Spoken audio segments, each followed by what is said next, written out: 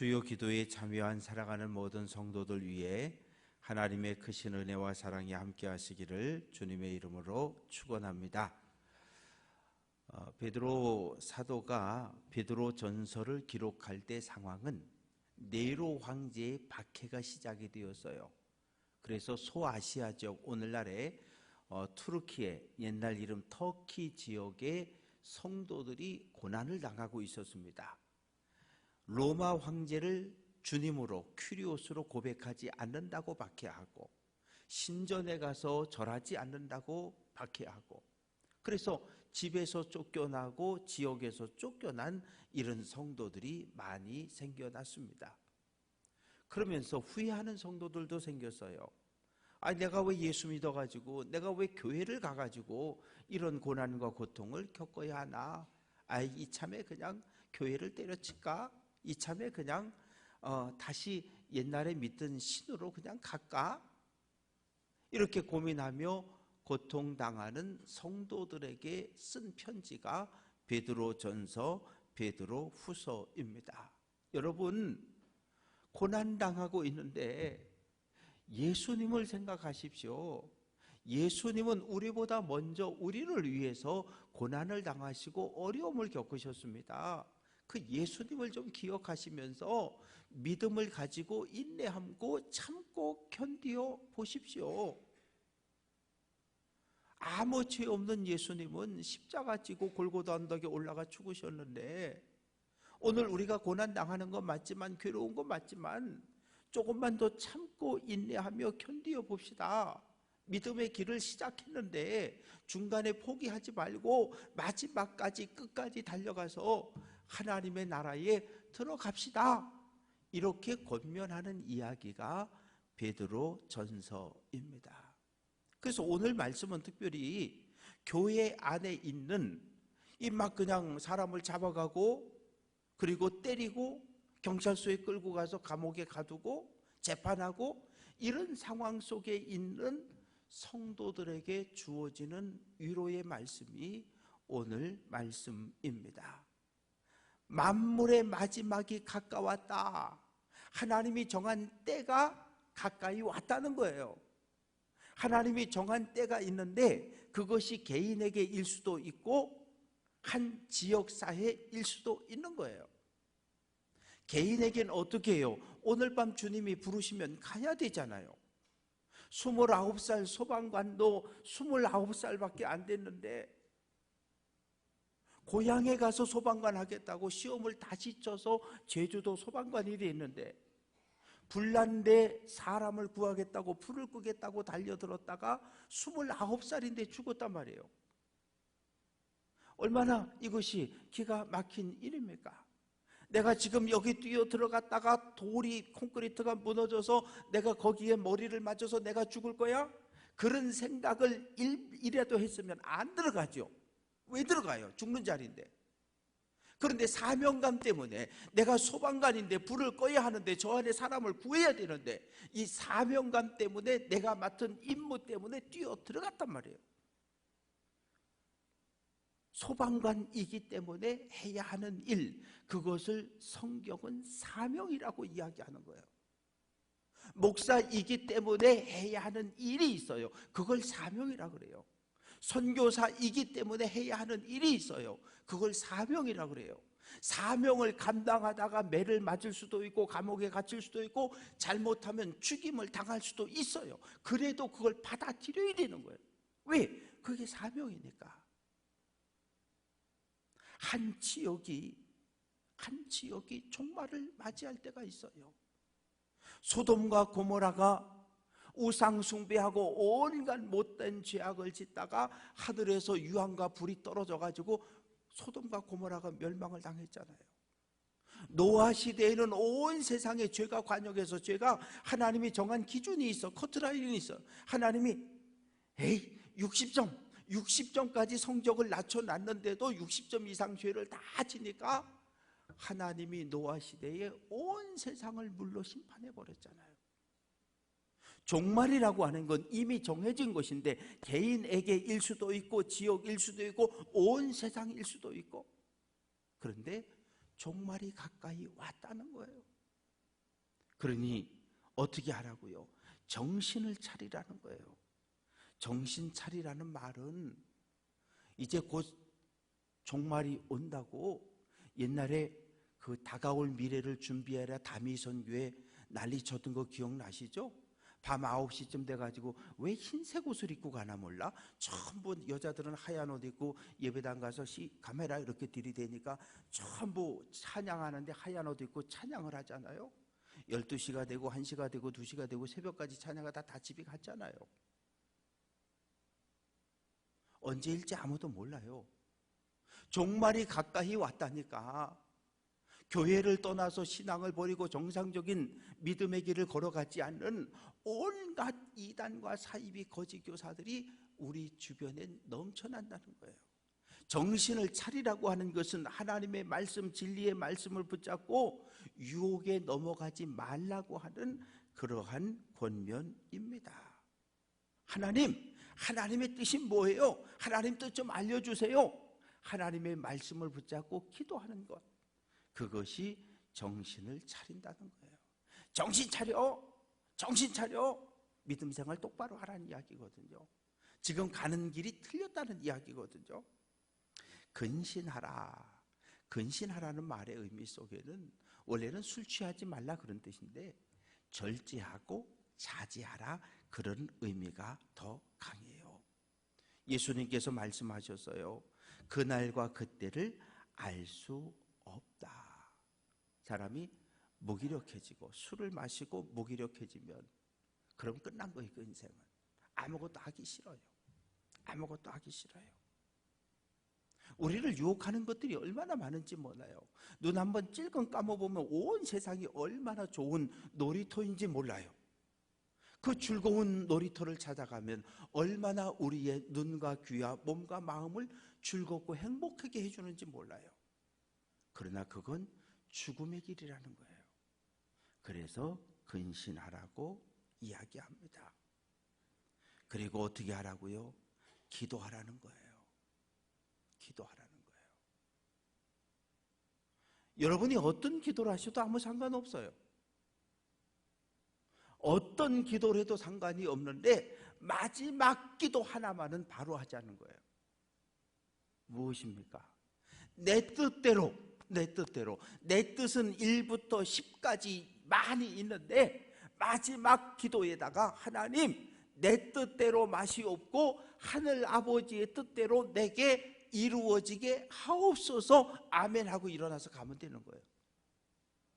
내 뜻을 구해도 괜찮아요.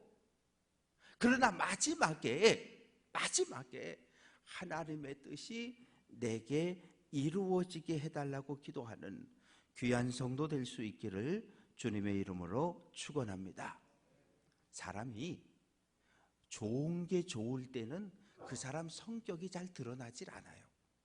그런데 그 사람이 어려운 상황을 만나면, 고난을 당하면, 손해를 입었다 싶으면, 피해를 봤다 싶으면, 욕을 먹었다 싶으면 본성이 드러나기 시작하는데 그건 감당할 수가 없어요. 어느 누구도 감당을 못해요.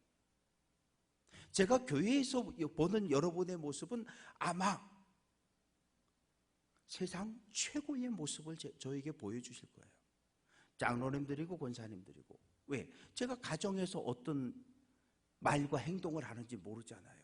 교회에 와서는 안녕하시냐고, 목사님 안녕하시냐고, 평안하시냐고, 양복 입고 넥타이 메고 잘 와가지고 멋진 모습을 보여주는데, 그런데 그 남편이 집에서 술만 먹으면 아내를 두들겨 패는지, 애들에게 온갖 욕을 해대는지, 중독이 돼가지고 가정을 돌보지 않고 딴짓하고 돌아다니는지 몰라요.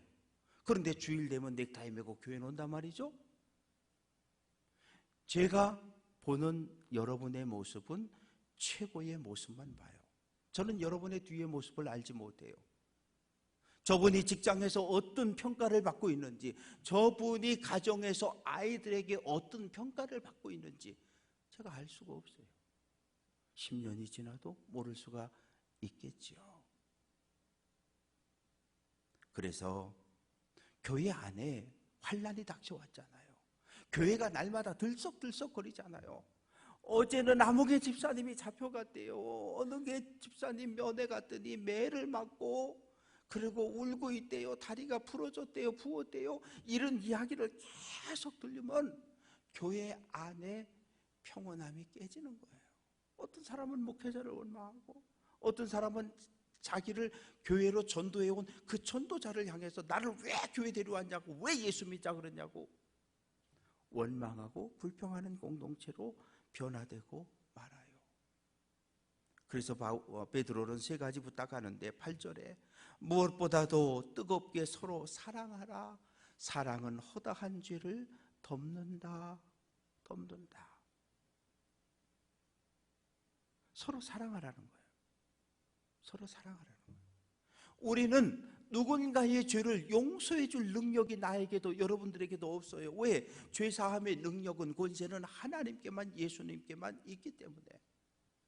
죄를 용서해 줄 수는 없지만 우리 사랑은 실천할 수 있어요. 사랑은 내가 하는 거니까. 내가 하는 거니까. 그래서 사랑하라는 거예요. 그런데 인간적인 사랑은 한계가 뚜렷해요. 예수님은 나를 사랑해서 나를 구원하려고 저 십자가에 못 박혀 죽임을 당했는데, 우리 가운데 어느 누가 많은 재물의 손실을 내면서까지, 많은 시간을 버리면서까지 어떠한 한 성도를 섬길 수 있겠습니까? 그것도 나랑 좀 가깝고 친한 사람 같으면, 내가 옛날에 은혜와 사랑을 입은 사람 같으면 꽤 긴 시간을 가서 봉사할 수 있을 거예요.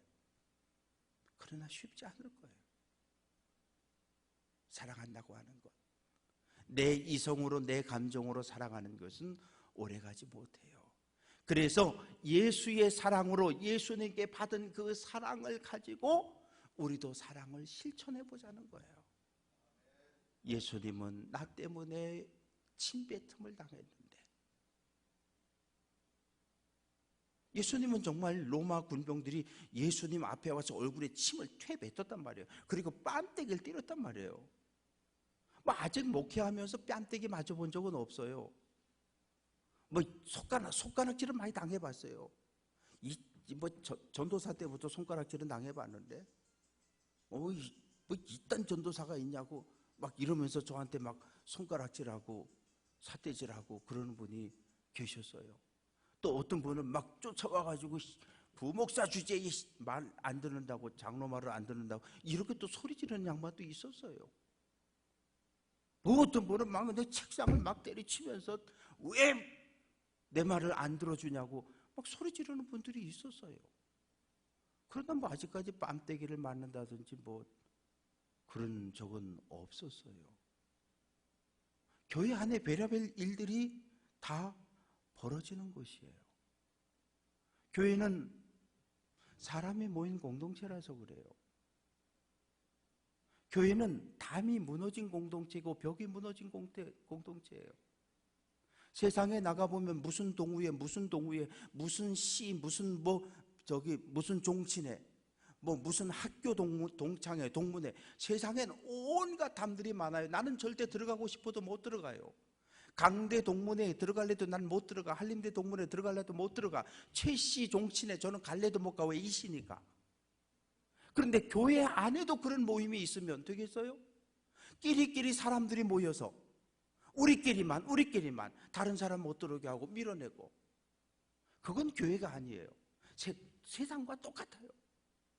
하나님이 원했던 것은 애굽과 다른 거룩한 공동체가 가나안 땅에 세워지는 것을 기대했는데, 가나안 땅에 세워진 솔로몬의 나라는 또 백성들을 끌어다가 노역을 시키고 우상을 숭배하고 힘으로 짓밟는 애굽과 동일한 나라를 가나안 땅에 만들어버린 거예요. 그래서 북이스라엘도, 그래서 남유다도 하나님께 매를 맞고 쫓겨나고 포로로 끌려가게 되었습니다. 우리는 마태복음 6장 12절, 우리가 우리에게 죄 지은 자를 사하여 준 것 같이 우리 죄를 사하여 주시옵고, 나는 다른 사람을 용서하지 않으면서 맨날 와서 내 죄는 용서해 달래. 이런 거짓말쟁이가 어디 있어요? 누군가 나에게 잘못을 할 수 있어요. 실수할 수 있어요. 그러면 나도 덮어줄 수 있는 만큼 덮어줘야죠. 그리고 하나님 앞에 나와서 하나님 내 죄를 좀 용서해 주세요. 이래야 얼굴이 빨개지지 않는 거죠. 사랑한다는 말 속엔 용서한다는 말이 있어요. 용서한다는 말을 찾아보면 포기한다는 말이 있어요. 내가 이 사람에게 왜 이렇게 어려울 때 돈 빌려주세요. 돈 빌려주시고 또 어려우면 좀 꾸기도 하시고, 그런데요, 꿔주는 분은 내가 포기할 수 있는 만큼만 꿔주셔요. 아유, 이 집사님하고 나하고 관계가 몇십 년인데 그제 이 정도 내가 포기할 수 있어. 그 정도만 꿔주셔요. 그 정도만. 왜? 그 이상 꿔주고 나서 나중에 관계가 다 깨져버리거든요. 돈은 돈대로 잃어버리고 사람 관계는 사람 관계대로 깨지고, 어렵다 그래서 빌려줬더니 저럴 수가, 내가 저렇게 안 받는데 그동안 지한테 내가 어떻게 했는데, 이러면 이건 안 돼요. 저 많이 봤어요, 목회하면서 그런 모습. 심지어 목사 봉급날 기억하고 있다가 봉급 타면 전화해가지고 목사님 돈 좀 빌려주세요. 그런 분도 있었어요. 그런 분도 있었어요. 근데 오죽하면, 오죽 어려웠으면 목사한테 돈 빌려달라 그랬을까? 빌려준 적도 있어요. 뜯긴 것도 있고요. 아직도 못 받은 돈도 있어요. 근데 어떻게? 어렵대는데, 죽겠대는데. 교회 공동체는 사람의 공동체예요. 사람이 모인 것이라고요. 세상에서 일어나는 모든 일들이 이 교회에서 일어나요. 그런데 그것을 뭘로? 예수 그리스도의 사랑으로, 예수 그리스도의 피로 덮어야 되는 거예요. 이거 덮지 못하면 어떻게 되겠어요?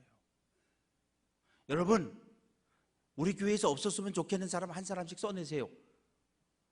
아마 교회 한 사람도 안 남을지도 몰라요. 교회는 사랑의 공동체예요. 예수 그리스도의 십자가의 피로 모여진 공동체가 교회 공동체예요. 바라고 소망하는 것은 예수의 마음으로 서로를 사랑하고 용서하고 허물을 덮어주는 귀한 성도들 될 수 있기를 주님의 이름으로 축원합니다. 갈라디아서 5장 12절, 만일 서로 물고 먹으면 피차 멸망할까 조심하라. 사랑의 공동체가 정글로 변하면 안 돼요. 힘이 세다고 말을 잘한다고 맹수가 지배하는, 통치하는 이런 정글을 만들면 안 돼요. 베드로는 두 번째로 9절에서 서로 대접하기를 원망 없이 하라. 대접한다는 것은 이렇게 숙식을 제공한다는 거거든요. 지금은 호텔도 별 5개부터 시작해가지고 모텔까지 얼마나 많은지 몰라요. 춘천도요, 뭐 세종호텔부터 시작해서 얼마든지 손님이 오면 집에서 안 재워도 돼요. 그냥 호텔 잡아서 방 잡아주고 아침 거기서 먹으라 그러고 카드만 쭉 긁으면 다 끝나요. 그런데 2000년 전에는 그럴 수가 없는 거예요. 여인숙, 여관, 모텔이 지금처럼 이렇게 없었어요. 일반 여행자들, 상인들을 위한 숙소는 중간중간에 있었어요. 그러나 믿음의 길을 걷다가 집에서 쫓겨난 사람들, 지역에서 쫓겨난 사람들, 그리고 복음을 전하기 위해 이 지역 저 지역을 다니는 복음의 전도자들이 가서 편안히 쉴 수 있는 곳이 없었어요. 방을 내줘야 돼요. 새끼를 먹여야 돼요. 하루 이틀 있다 떠나주면 좋은데 오갈 데가 없는 사람들이 한 달, 2달 머문다고 생각해 봐요. 내가 집주인인데, 아니 내가 종이 돼버린 것 같은 느낌이 들 거 아니에요? 그러면 처음에는 하루 이틀은 기쁜 마음으로 섬겨요. 그런데 마음속에 점점 사랑이 식어지고 열심이 식어지고 그 마음속에 원망과 불평이 투덜투덜 나오기 시작해요. 나중엔 인간관계가 깨지는 거예요. 우리 집에서 그만 떠나라고. 어떻게 나보고 이럴 수 있느냐고. 떠나라고. 그것이 2000년 전 소아시아 모습이에요. 그래서 베드로는 서로 대접하기를 원망 없이 투덜투덜하지 말고 불평하지 말고 할 수 있는 한 최선을 다해서. 누군가 좋아하는 사람 올 땐 버선발로 뛰어나가잖아요. 근데 정말 싫은 사람이 올 때는 애들 보고 야 엄마 없다 그래. 그게 우리 마음이잖아요. 그래서 베드로 사도는 마음속에 불평하면서까지, 마음속에 불평이 일어나기 시작하면 정중하게 가시라 그러는 게 좋아요. 그래야 상처를 받지 않아요. 10절 말씀 보면 각각 은사를 받은 대로 하나님의 여러 가지 은혜를 맡은 선한 청지기가 되어 서로 봉사하라. 은사를 받은 대로. 이 은사가 중요해요. 아니 목사님, 난 아무리 생각해봐도 은사가 없는데요. 은사 중에 제일 표한다는 은사가 사랑의 은사, 섬김의 은사, 봉사의 은사, 권면의 은사, 위로하는 은사, 이런 게 표가 안 나요. 은사 중에 제일 폼나는 건 뭐예요? 기도만 하면 그냥 방언으로 막 기도를 해요. 그건 폼이 나잖아요. 또 어떤 분은 가서 손을 얹고 기도해주면 아픈 게 낫기도 하고 문제가 풀어지기도 하고, 또 말씀을 전하는 예언의 은사도 있고. 그런데 우리는 내가 가진 은사는 대접을 받으려고 하고 다른 사람의 은사는 무시하려고 해요. 그거 안 돼요. 사랑의 은사, 섬김의 은사는 어디에서 나타납니까? 주방에서 나타나요. 수십 년 주님의 몸인 교회를 섬기면서 교회 학교, 중고등부 수련회, 청년부 수련회 다 따라다니면서 불때 가지고 나무 불때에서 밥하고 국 끓여서 섬겼던 분들이 계셔요. 이미 그분들은 이미 다 나이 70, 80 넘으신 분들이죠. 그분들은 불평하지 않았어요. 기쁨으로 했어요. 내 자녀를, 손주들을 먹이는 그런 마음으로. 그런데 지금은 힘들어요. 옛날보다 주방시설이 많이 좋아졌지만 힘들어요. 섬기는 것 이거 쉽지 않아요. 쉽지 않아요. 표도 잘 안 나요. 그래서 예를 들면 그런 거예요. 어떤 분은 그 교사의 은사가 있어서 가르치잖아요. 그런데 나는 가르치는 재주가 없어서 못 가르쳐요. 그래서 그래도 안내위원이라고 새 옷 입혀서 이렇게 세워줘요. 그러면 무슨 생각해야 돼요? 안내위원은 교사를 보면 참 수고가 많으시다고, 아이들 가르치느라고 얼마나 고생이 많으시냐고 이렇게 위로하고 격려해 줘야 돼요. 그러면 또 교사는 으쓱으쓱 하는 게 아니라 안내위원으로 섬기는 분들을 또 격려하고 칭찬하고 위로해 줘야 돼요. 어떻게 날마다 다른 사람보다 30분 전에, 왜?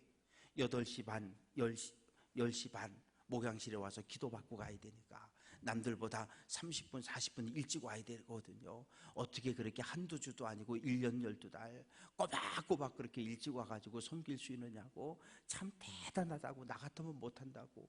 내가 하지 못하는 은사를 가진 분들을 칭찬해 줘야 되는 거예요. 서로가 서로를. 그래서 하나님께 받은 은사가 서로 합력하여 하나님의 뜻을 이루어갈 수 있어야 돼요. 만약에 자기 은사만 다 자랑하면 교회는 콩가루 집안이 돼버려서 아무것도 할 수가 없어요. 바라고 소망하는 것은 하나님께서 내게 주신 은사로 서로가 서로를 섬겨가는 귀한 성도 될 수 있기를 주님의 이름으로 축원합니다. 하나님이 주신 은사는 나만을 위해서 쓰라고 주신 은사는 단 한 개도 없어요. 물론 방언의 은사 같은 경우는 참 좋아요.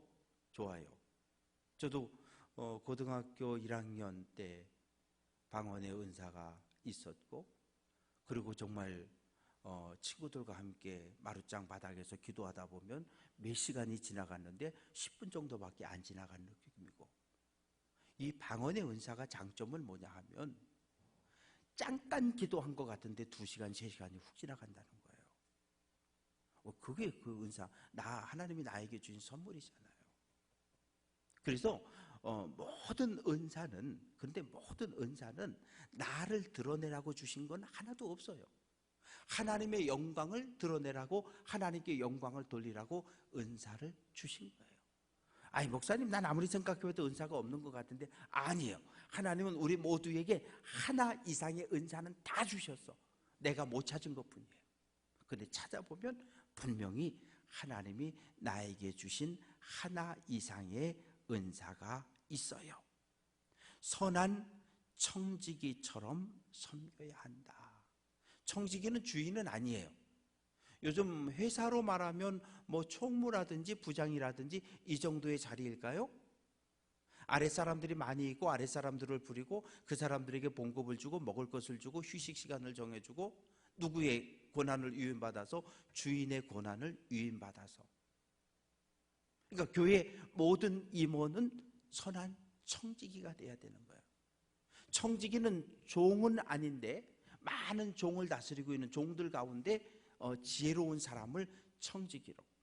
성경에 보면 요셉과 같은 사람이지요. 이 노예로, 종으로 팔려갔지만 그 팔려간 집에서, 장군의 집에서 선한 청지기가 되어서 많은 덕을 끼친 사람. 청지기는 선하다는 말을 들을 수도 있고 악하다는 말을 들을 수도 있어요. 청지기가 청지기의 일을 바로 하면 선하다 말을 듣고, 악한 일을 하면 악하다는 말을 들어요. 그런데 선하다 악하다는 누가 평가해요? 내가 아니요, 주인 대신 하나님이 평가하시는 거예요. 언제? 마지막 날 하나님 앞에 섰을 때. 로마서 12장 3절, 내게 주신 은혜로 말미암아 너희 각 사람에게 말하노니 마땅히 생각할 그 이상의 생각을 품지 말고 오직 하나님께서 각 사람에게 나누어 주신 믿음의 분량대로 지혜롭게 생각하라. 그러면서 마지막으로 11절에서 두 가지를 부탁합니다. 누가 말하려거든, 말한다는 것은 예배 중에 하나님의 말씀을 가르치고 선포한다는 얘기예요. 뭐 지금은 제가 없으면 부목사님이, 신목사님이, 또 이제 신목사님 없으면 우리 최전도사님이 역할을 서로 바꿔가는 거죠. 속회도 마찬가지죠. 속장님이 어디 출당하게 되면 부속장님이 얼마든지 말씀을 전할 수 있어. 왜? 글을 다 읽고 가르칠 수 있으니까. 그런데 2000년 전에는 말을 할 수 있는 사람, 글을 읽고 쓸 수 있는 사람이 100명 가운데 5명 정도밖에 없었어요. 글을 읽고 쓰고 숫자까지 계산할 수 있는 사람은 1%밖에 안 됐다고 그래요. 그러니까 세관에서 근무하는 마태 같은 사람은 대단히 그 시대의 엘리트고 지식인이었던 거죠. 그래서 교회 공동체 안에서 하나님의 말씀을 가르치는 사람은 어떻게 하라고요? 자기 생각을 전하면 안 되고 하나님의 말씀을 읽고 하나님의 뜻을 가르쳐 주어야 한다는 거예요. 제가 여러분에게 설교했는데 목사님 그거 하나님 말씀 아니잖아요. 뭐 그럴 수 있어요. 왜? 예화도 나오고 정치 얘기도 나오고 뭔 얘기도 나오고 뭔 얘기도 나오고. 그러나 그거 빼고 제가 전한 말씀이 하나님의 말씀이 분명하면 여러분은 아멘으로 받아야 돼요. 아멘으로 받는다는 얘기는 선포된 말씀대로 살아야 한다는 거예요. 그냥 맨날 듣기만 하면 귀만 점점 커져요. 귀만 점점 커지고 실천을 안 하면 정상적인 믿음의 길을 걸어갈 수가 없어요. 왜냐하면 창세기부터 요한계시록까지 모든 성경은 우리에게 실천과 순종을 요구하고 있기 때문입니다. 바라고 소망하는 것은 말씀을 들을 때 하나님의 말씀과 아닌 것을 정확하게 구별하는 들을 귀가 열려지시기를 주님의 이름으로 축원합니다. 또한 들려진 말씀 반드시 내 마음판에 새기고 순종함으로 하나님께 잘했다 칭찬받는 귀한 성도들 될 수 있기를 주님의 이름으로 축원합니다. 두 번째는 11절에 누가 봉사하려면 하나님이 공급하시는 힘으로 하는 것 같이 하라. 봉사할 때 내 힘으로 하지 말라는 거예요. 내 힘으로 하지 말라는. 왜? 내 힘으로 하는 건 한계가 있어요. 한계가 있어요. 작년인가? 작년. 엘리베이터 놔야 되는데, 이 건축 허가, 준공 허가 받을 때, 이 화단이 67평인가가 있었는데, 저 뒤에를 다 그냥 아스팔트 깔아갖고 큰 차를 갖다 세워놓은 주차장으로 썼잖아요. 그러니까 그 없어진 68평 정원을 복구하라는 거예요. 그래서 허민구 장로님이 와서 걱정을 하시더라고요. 목사님, 저걸 어떻게 정원을 만드실 거냐고. 정원은 내가 만들 테니까 장로님은 얼른 가서 허가나 받아오시라고. 저걸 어떻게 콘크리트를 다 깨고 드러낼 거냐고. 아니, 그렇게 안 할 거라고. 그래서 벽돌 큰 거 2창가 사다가 한 장 놓고 그 위에 한 장 놓고 뺑 둘러가지고 테두리 만들고, 그리고 그 마사토 실어다 주는 사장님한테 전화해가지고 마사토 열차 10대 갖다 부었어요. 10대를 갖다 부었는데 진짜 산처럼 쌓였죠. 그걸 누가 폈을 것 같아요? 저랑 신동재 목사님, 황영국 집사님, 임강인 간사 넷이서. 그런데 임강인 간사는 하루는 쉬어서 안 와서 하루밖에 안 폈어. 그 열차 피느라고 죽는 줄 알았어요. 속에서 짜증 나겠어, 안 나겠어? 짜증 나지요. 저도 사람인데. 근데 어떻게 해야 되는데. 둘째 날 됐는데 황 집사님이 나보고 그래. 목사님, 작은 포크레인 불러다가 피자고. 에이씨, 얘기하려면 어제 하지. 이제 다 폈는데 뭘 이제 포크레인을 오래. 그냥 우리가 펴. 그래서 10개 다 폈어요. 허리가 아프죠. 근데요, 그거 해야지 엘리베이터 설치허가 내준다니까. 어쩔 수 없이 하는 거예요. 누군가 해야 되니까. 누군가 해야 되니까. 그 누군가가 이제 4사람이 핀 거지, 열차를. 벽돌 쌓고. 그래서 우리가 주님의 일, 교회 일을 할 때 내 힘 가지고 하면 이거 못해요. 에이씨, 내가 담임 목사인데 내가 여기 와서 삽질하게 생겼어 지금? 아니 뭐 포크레인 불러다가 사람 사서 하면 좋기는 해요. 재정이 안 좋더라고요, 와서 보니까. 근데 인건비라도 아껴야 되니까. 사랑하는 성도 여러분, 말씀을 정리합니다. 임원이라고 하는 것은 왜 임원으로 세워요? 일하라고 세우는 거거든요. 일 안 하려면 임원 안 하는 게 제일 좋아요. 그냥 주일날 와서 이렇게 예배드리고 헌금 내고 축복기도 받고 그러고 가면 제일 좋아요. 임원이 된다는 건 시간을 내고 물질을 바치고 그리고 몸이 와서 봉사하고 헌신한다는 의미예요. 임원이 된다는 건 하나님 앞에 서는 그날 정말 잘했다, 충성된 청직이라고 칭찬을 받아야 되는 거예요. 그게 임원이에요. 임원이 임원의 자리를 지키지 못하면 공동체는 깨져요. 이단이 들어오고 거짓 교사들이 들어오고 누가 막아요? 임원들이 막아야죠. 그래서 임원을 세우는 거거든요. 그래서요. 당회를 앞두고 맞이한 마지막 이제 수요일인데 하여튼 당회가 은혜롭게 잘 마쳐지기를 기도해 주셨으면 좋겠고요. 우리가 지금 딱 한 글자에 걸려서 많이 저도 힘들고 장로님들도 힘들고 그래요.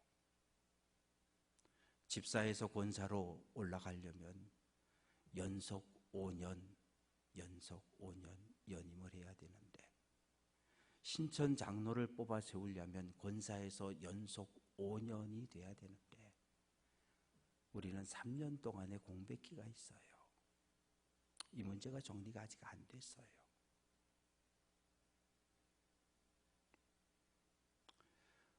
그래서 이 문제를 풀어보려고 무진애도 쓰고 기도도 하고 토론들도 하고 쉽진 않을 것 같아요.